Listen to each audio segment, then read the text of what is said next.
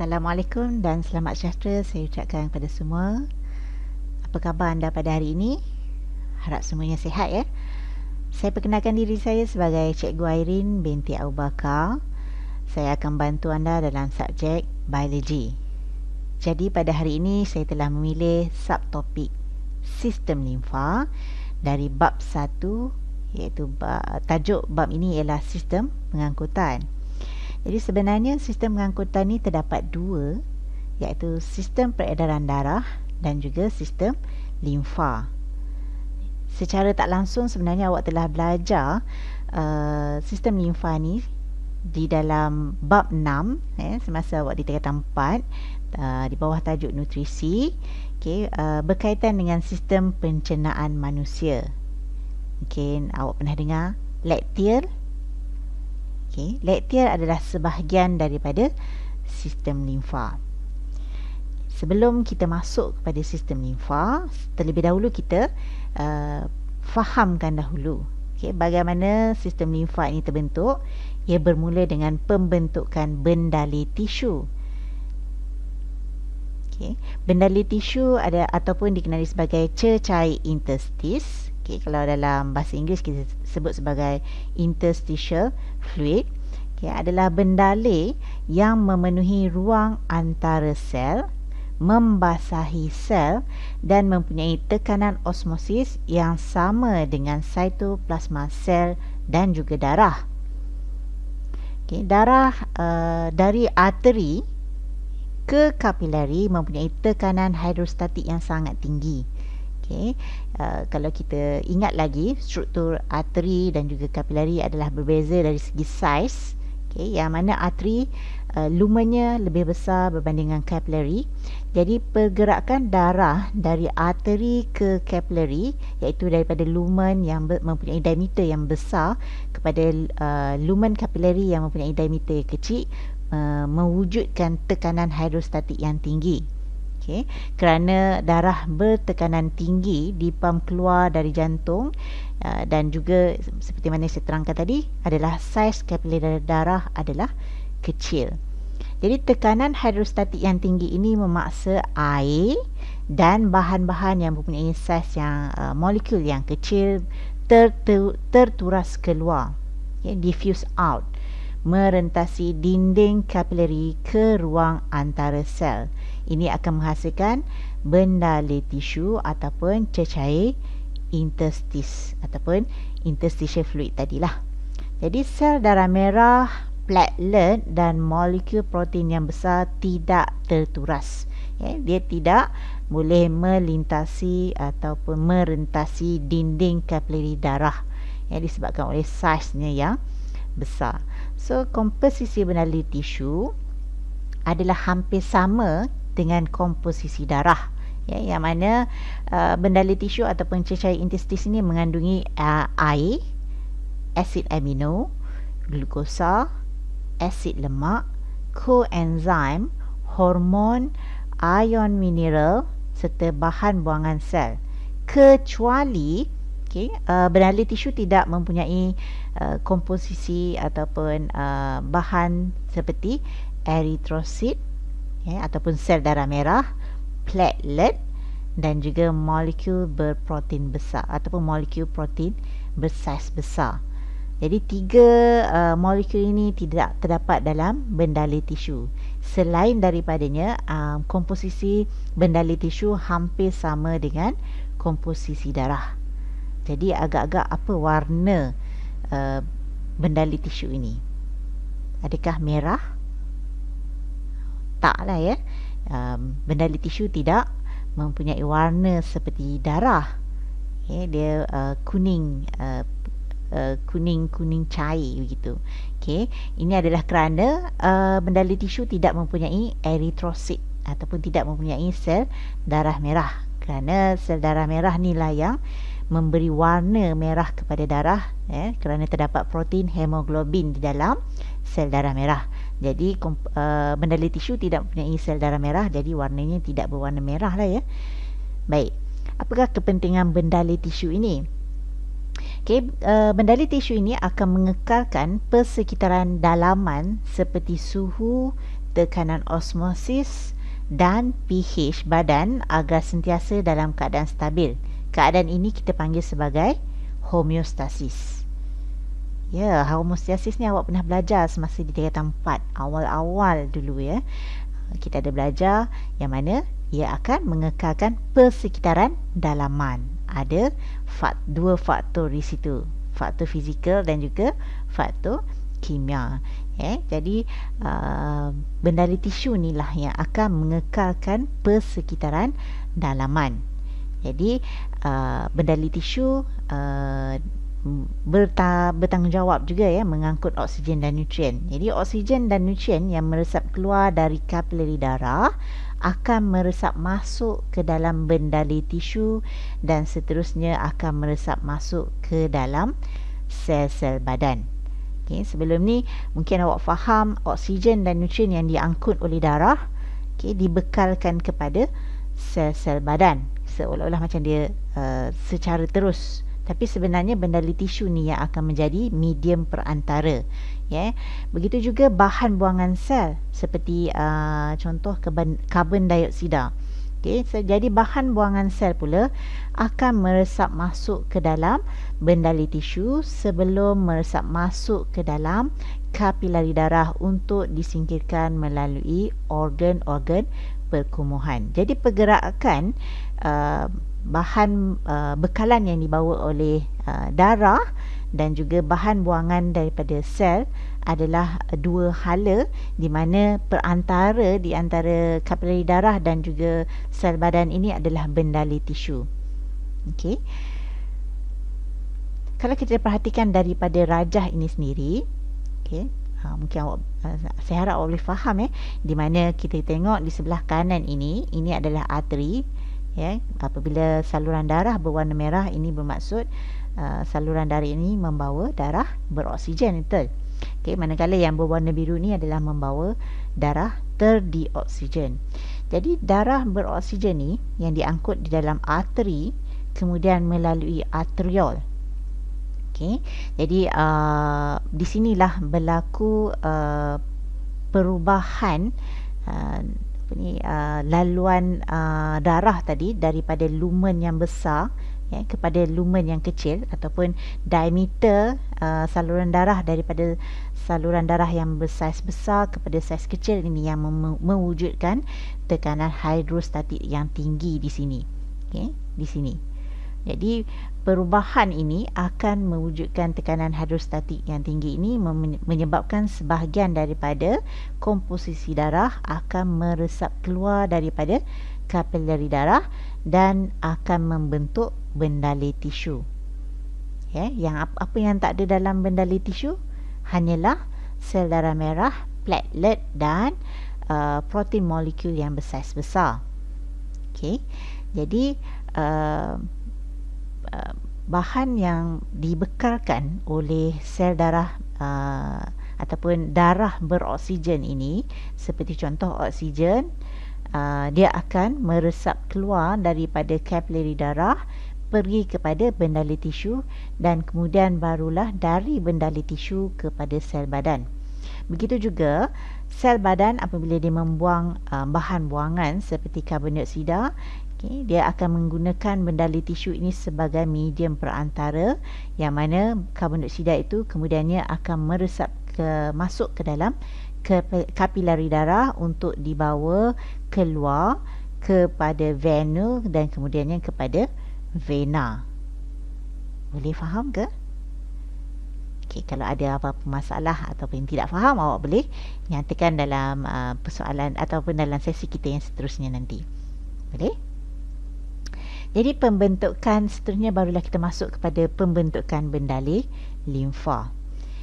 Bendali tisu tadi perlu meresap semula ke dalam kapilari darah, iaitu berhampiran vena dan membentuk cecair plasma semula. Maksudnya dia perlu jadi darah semulalah.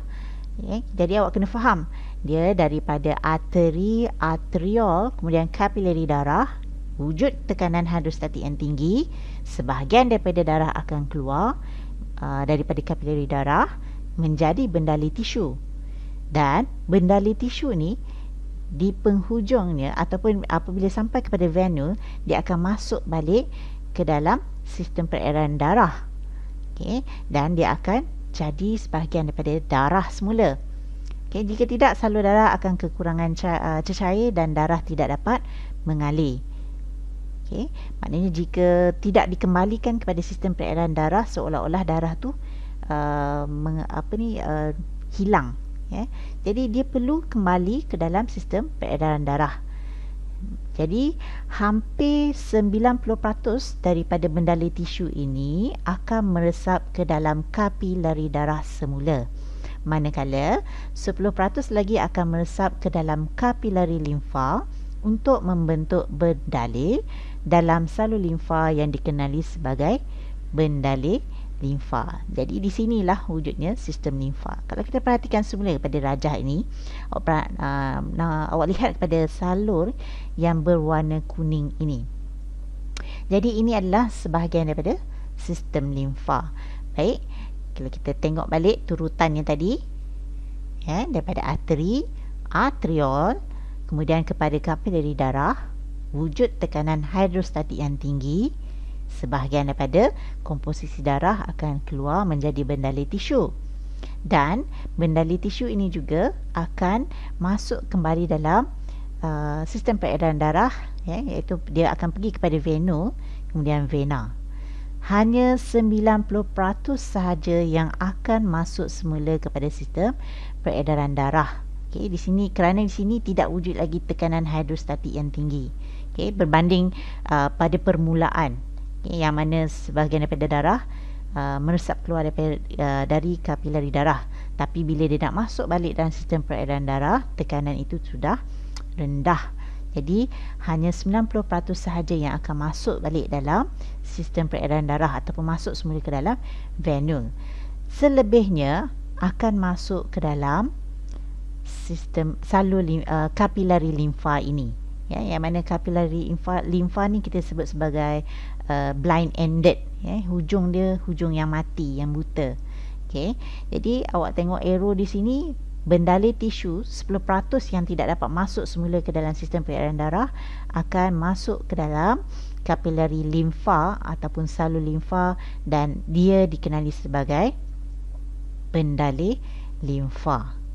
Jadi awak nampak tak di sini, sebenarnya cecair itu adalah dari asal yang sama, tapi apabila dia pergi ke tempat yang berbeza, namanya berbeza. Sama jugalah macam kita kan, bila kita di sekolah, nama kita lain, gelaran kita lain. Di rumah, gelaran kita lain. Dengan cikgu, lain pula gelaran dia, tapi orangnya orang yang sama. Jadi macam itulah juga darah, bendalai tisu dan juga bendalai limfa. Okey, jadi saya nak fahamkan dekat awak di sini, sistem limfa ni dia dianggap sebahagian daripada sistem pengangkutan, di mana sebenarnya 10%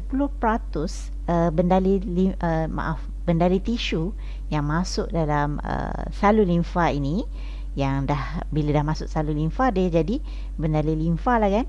Jadi sebenarnya bendalai limfa ni akhirnya di penghujungnya dia akan jadi sebahagian daripada sistem darah semula. Yang dia akan dikembalikan kepada sistem peredaran darah. So yang 90% tu dia ikut shortcut. Dia guna highway, cepat sampai kepada sistem peredaran darah. Tapi 10% ni tak sempat nak mengikuti 90% yang lain tadi, dia terpaksa ikut jalan jauh. Jadi dia akan dimasukkan ke dalam sistem limfa dan dia dikenali sebagai bendalai limfa. Okey ke? Okey, saya harap boleh faham lah ya. Jadi kita tengok kandungan bendalai limfa adalah sama dengan bendalai tisu. Apa dia tadi ya? Okey, saya pack balik. Okey, so dekat sini dia sebut air, asid amino, glukosa, asid lemak, koenzim, hormon, air mineral, okay, bahan buangan sel kecuali eritrosit, platelet dan juga molekul protein yang bersaiz besar. Okey, jadi bendalai limfa mengalir ke dalam salur limfa yang lebih besar dan akhirnya kembali ke sistem peredaran darah. Jadi dia kena ikut jalan jauh lah. yang 90% tadi dia ikut jalan yang cepat.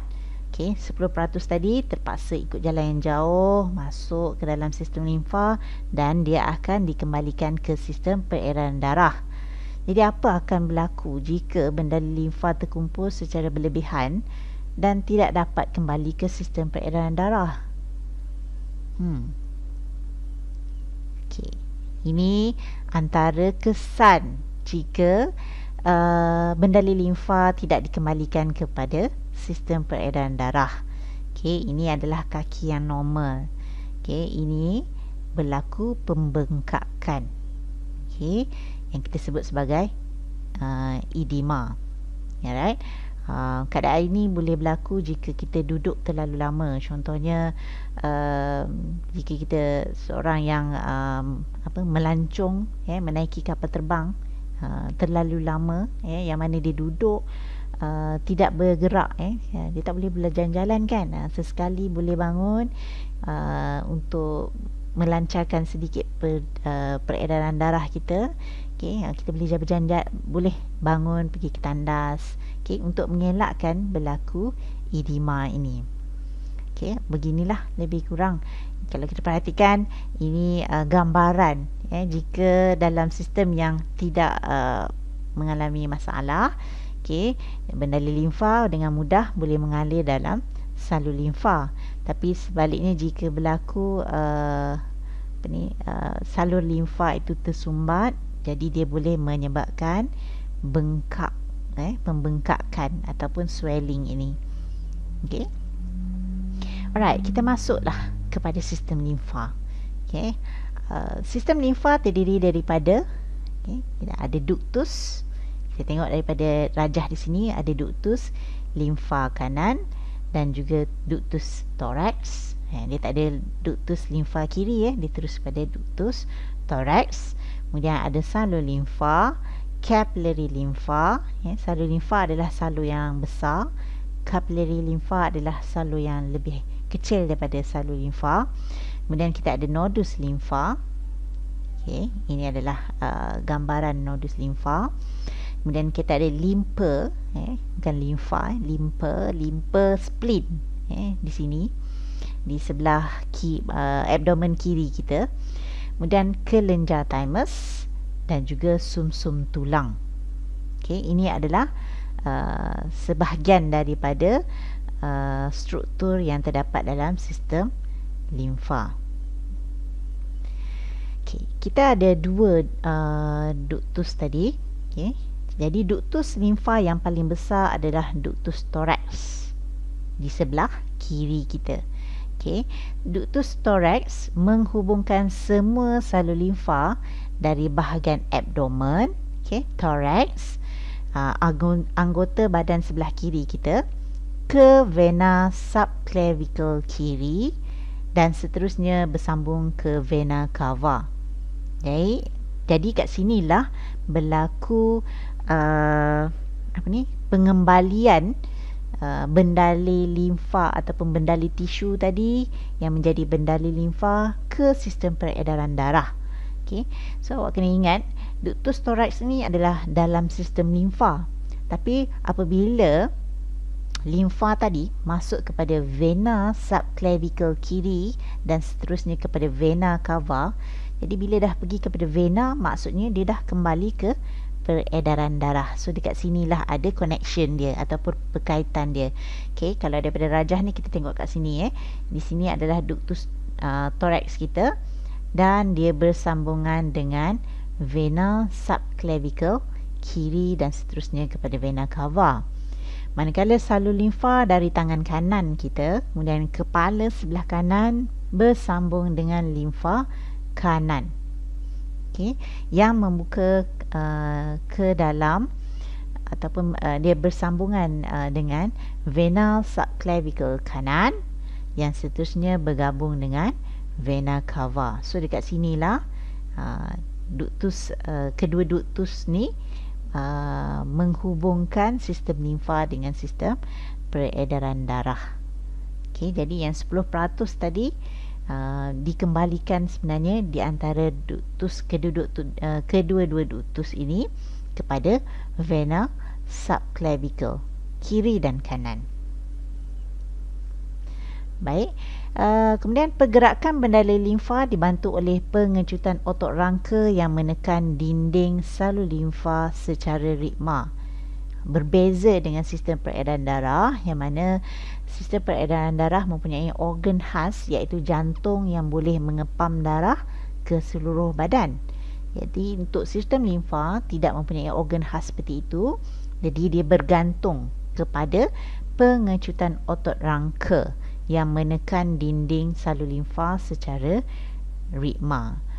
Itulah pentingnya jika kita sentiasa beriadah supaya sistem pengangkutan dalam badan kita lancar. Okay, jika tidak berlaku pengecutan otot rangka dengan baik, maka sistem peredaran ataupun sistem pengangkutan kita kurang lancar. Okay. Alright. Kemudian sebenarnya dalam salur limfa terdapat injap. Kehadiran injap di sepanjang salur limfa menyebabkan limfa mengalir pada satu hala sahaja, dan ia juga mengelakkan daripada limfa ini ataupun bendali limfa berpatah balik. So ini adalah injap di dalam salur limfa.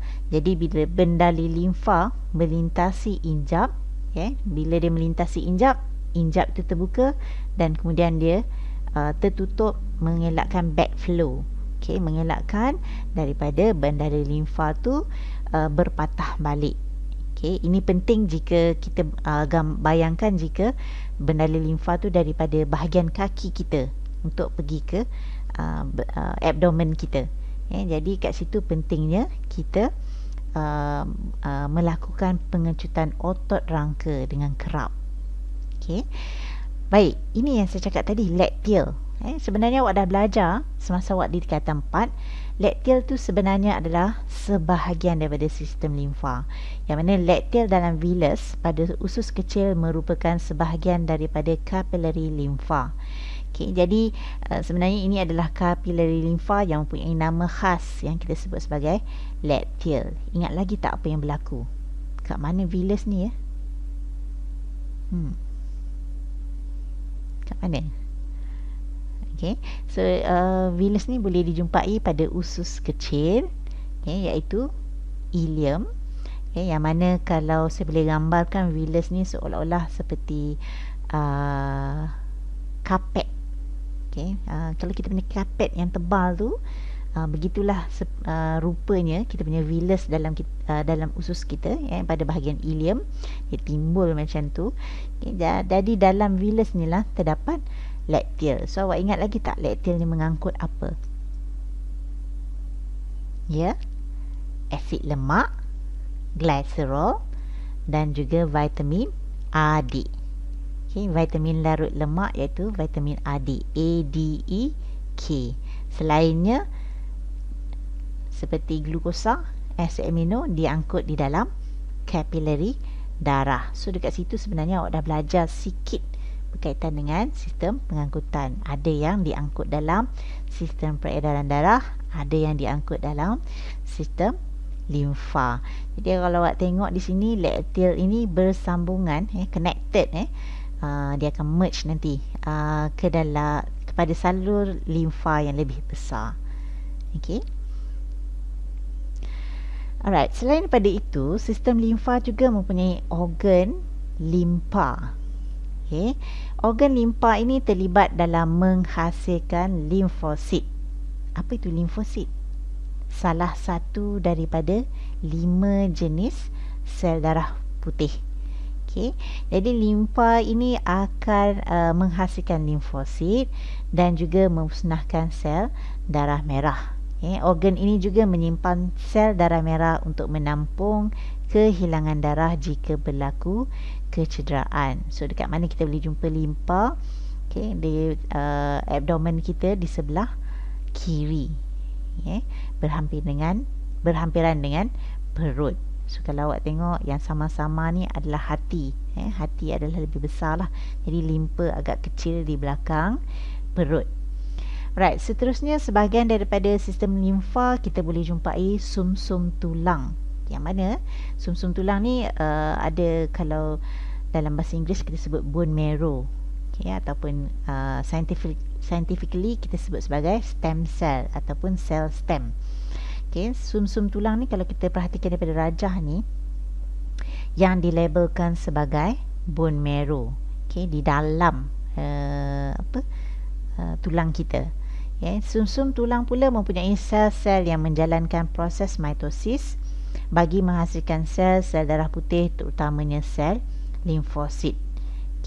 Ada yang sebut sel stem ataupun sumsum tulang ni adalah sel-sel yang muda ataupun sel yang tidak mempunyai fungsi yang khusus lagi.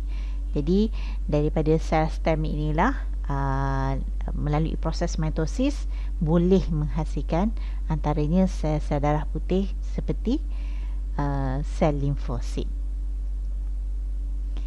Limfa iaitu bendali tisu yang meresap masuk ke dalam kapilari limfa, seterusnya mengalir ke salur limfa yang besar dan melintasi nodus limfa. So nodus limfa berfungsi sebagai penapis mikroorganisma. So kita dah ada filter sebenarnya. Kita ada filter kita sebenarnya buah pinggang pun sebahagian daripada filter juga. Tapi untuk nodus limfa ni dia nak filter mikroorganism. So limfa yang bebas daripada sebarang mikroorganisma kemudiannya mengalir ke dalam ductus thorax dan juga ductus limfa kanan. Jika ada jangkitan, jika ada mikroorganisma, apa yang berlaku? Nodus limfa kita akan bengkak. Kenapa dia bengkak? Kerana apabila ada jangkitan ataupun terdapat mikroorganisma dalam tubuh badan kita, nodus limfa ni akan menghasilkan sel limfosit yang banyak untuk menentang jangkitan. So kita akan rasalah ada nodus kita yang bengkak. Kadang-kadang ada setengah doktor kalau dia cek kita, dia akan cek di bawah dagu kita ni, dia rasa bengkak ke tak. So kalau dia rasa bengkak, sahlah ada jangkitan, sama ada virus lah, biasanya kalau demam virus. Jadi limfa pula akan dialirkan ke dalam darah di vena subclavicle kiri dan kanan. Darah yang bercampur dengan limfa ini akan masuk ke vena cava. Nampak tak? Dia akan kembali ke sistem peredaran darah. Jadi kita nampak perkaitannya di situ. Jadi apakah peranan sistem limfa dalam pengangkutan? Dia nak kaitkan. So yang paling utama,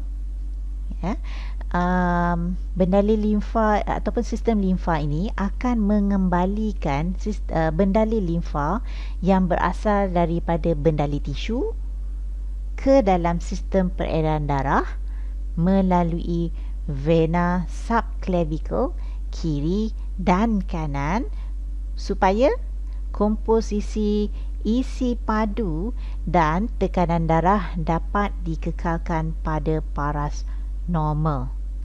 Saya nak awak gambarkan. Saya kembali kepada rajah ini.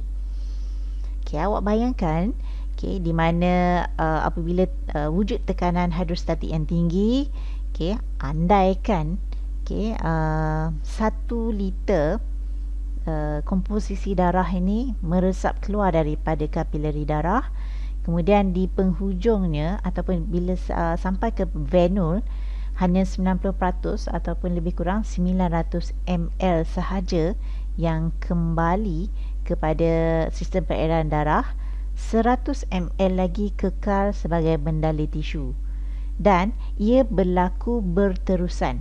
Maknanya ada sebahagian daripada darah meresap keluar, kemudian meresap masuk semula, meresap keluar, masuk semula, dan ia berterusan. Jika ia tidak sistem limfa tidak mengembalikan darah ke dalam sistem peredaran darah, ini akan menyebabkan komposisi darah kita ataupun tekanan darah kita juga akan rendah. Maksudnya setiap kali berlaku resapan keluar, sistem peredaran darah kita akan mengalami kehilangan darah. Volume dia ataupun isi padu dia semakin berkurangan. Jadi tak balance di situ, tidak seimbang. Jadi inilah gunanya sistem limfa tadi, iaitu mengekalkan ataupun mengembalikan bendali limfa yang berasal daripada bendali tisu ke dalam sistem peredaran darah melalui vena subclavicle kiri. So bila ada perkataan vena, maksudnya dah balik pada sistem peredaran darah. Supaya komposisi isi padu dan tekanan darah dapat dikekalkan pada paras normal.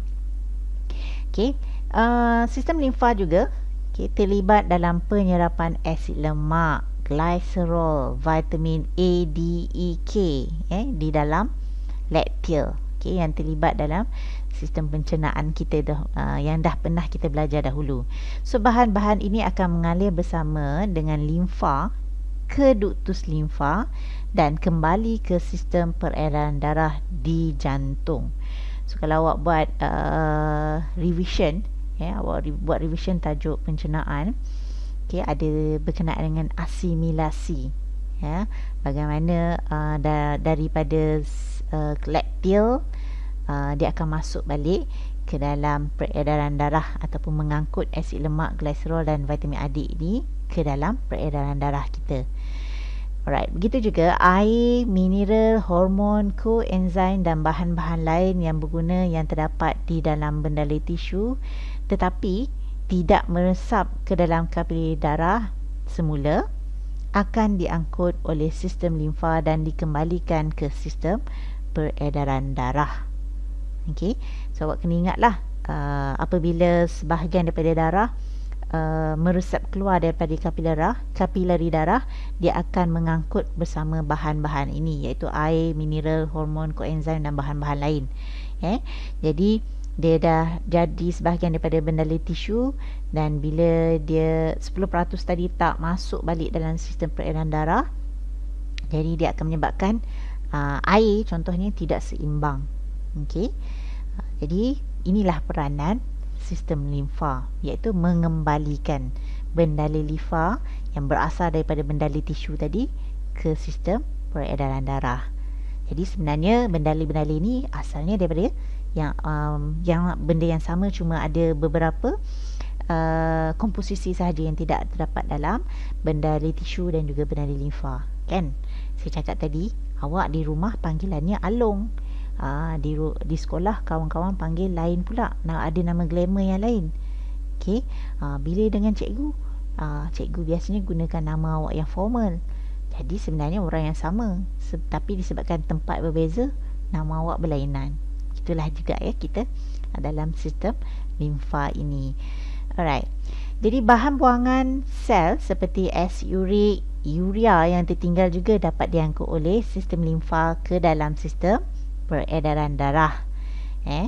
Jadi sel-sel yang mati, mikroorganisma dan benda asing yang berbahaya kepada badan akan dimusnahkan oleh sel fagosit dalam nodus limfa supaya sistem peredaran darah bebas daripada bahan-bahan ini. Terlibat juga dalam pertahanan badan, sebab kita punya sistem limfa ni ataupun nodus limfa kita boleh menghasilkan sel limfosit ataupun sel darah putih. So dia ada terlibat juga dalam pertahanan badan. Baik, tadi kalau kita tengok gambar, gambar yang ni, bengkak kakinya. Ini kalau dalam normal tak ada masalah. Tapi terlalu lama berdiri, ataupun dia ada masalah kesihatan yang lain, boleh menyebabkan edema ataupun pembengkakan tisu. Baik, edema ni adalah salah satu masalah yang terlibat dalam sistem limfa. So awak kena perhatikan apabila kita belajar satu-satu subtopik akan dimasukkan sama ada aplikasi ataupun masalah ataupun penyakit yang berkaitan dengan subtopik tersebut.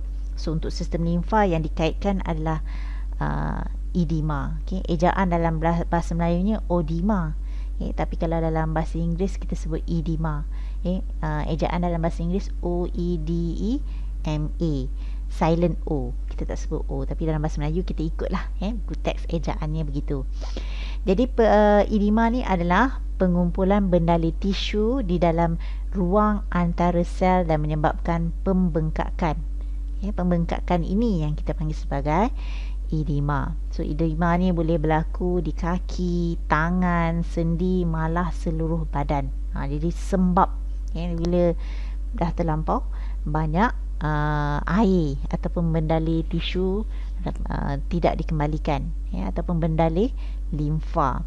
Terdapat juga edema yang berlaku di otak dan paru-paru. Terlalu banyak air, otak pun boleh berlaku edema. Begitu juga paru-paru. Ini boleh terjadi kepada individu yang duduk. Edema juga boleh berlaku kepada individu yang duduk atau tidak bergerak terlalu lama kerana tidak ada pengecutan otot rangka yang membantu pengaliran limfa. Jadi kalau kita kaitkan juga dalam sistem peredaran darah, ada sedikit disentuh berkaitan dengan pengecutan otot, iaitu dalam mengembalikan darah melalui vena kepada jantung. So kalau awak seorang yang aktif dalam co-curriculum, terutamanya aktiviti berkawat, bila awak dalam satu perhimpunan dalam pasukan kawan awak tu, awak kena berdiri tegak, betul? Jadi selalunya jurulatih ataupun cikgu awak menyarankan apabila awak berdiri lama, awak mesti menggerakkan jari kaki di dalam kasut. So bila kita gerakkan jari kaki dalam kasut kita, secara tak langsung otot pada bahagian betis kita juga turut akan mengalami pengecutan otot. So ini membantu sistem pengangkutan kita. So ingat sistem pengangkutan kita termasuklah sistem peredaran darah dan juga sistem limfa. Right, so daripada rajah ni kita tengok ini yang ni. Ini dah terlalu kronik lah ni. Biasa ni ini adalah gambar yang berlaku kepada individu yang mengalami masalah buah pinggang yang kronik. So yang ni apabila buah pinggang tidak berfungsi dengan baik lagi, tak dapat menapis ataupun menghasilkan urin ataupun air kencing, jadi berlaku pengumpulan air dalam badannya. Dan apabila kita tekan, kulit kita ni elastik. Elastik maksudnya bila kita tarik, dia akan kembali kepada bentuk yang asal. Kalau kita tekan pun sama juga. Tapi untuk pesakit buah pinggang yang kronik, dia akan mengalami edema sebab pembengkakan air yang terlalu tinggi. Dan apabila kita tekan, kalau kita tengok gambar tu, dia tekan jari dia pada kaki pesakit dan ada lekukan di situ, yang mana kulitnya tidak lagi elastik sebab terlalu banyak air. Jadi pesakit diabetes, arthritis, kanser, yang juga pesakit yang mengalami kerosakan hati serta ginjal ataupun buah pinggang sering mengalami edema. Alright, satu lagi penyakit yang kita kalau dalam bahasa kita ataupun bahasa Melayu kita sebut sebagai pesakit untut, ataupun dalam bahasa Inggeris kita sebut sebagai elephantiasis. Elephantiasis ni dia merujuk kepada pembengkakan. Dia terlalu bengkak dan jadi macam gajah lah. Jadi elephantiasis ni berpunca daripada cacing filariasis. Cacing filariasis ni dia hidup dalam salur limfa dan menyebabkan salur limfa ini tersumbat. Jadi bila dah tersumbat, pengaliran bendali limfa, bendali tisu semua tidak lancar. Jadi menyebabkan pembengkakan tisu yang agak besarlah di sini kalau kita tengok daripada rajah ni. Cacing filariasis ni dibawa oleh nyamuk, penyakit bawaan nyamuk. Jadi nyamuk bila dia gigit pesakit, dia akan menyebabkan larva cacing filariasis tadi masuk ke dalam tubuh badan kita, dan apabila masuk dalam badan kita, dia akan pergi kepada salur limfa dan dia akan menjadi cacing. So cacing tu hidup dalam salur limfa tadi.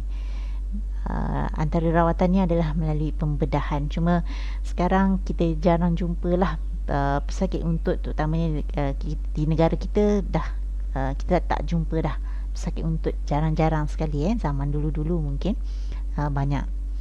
Baik, ini adalah antara contoh masalah apabila salur limfa kita tidak berfungsi dengan baik ataupun bendalur limfa kita tidak dikembalikan ke dalam sistem peredaran darah.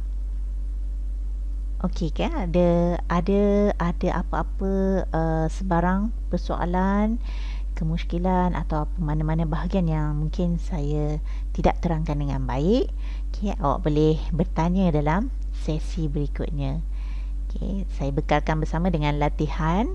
Harap latihan dapat dijawab dengan baik. Okey, sehingga kita bertemu lagi. Assalamualaikum dan terima kasih.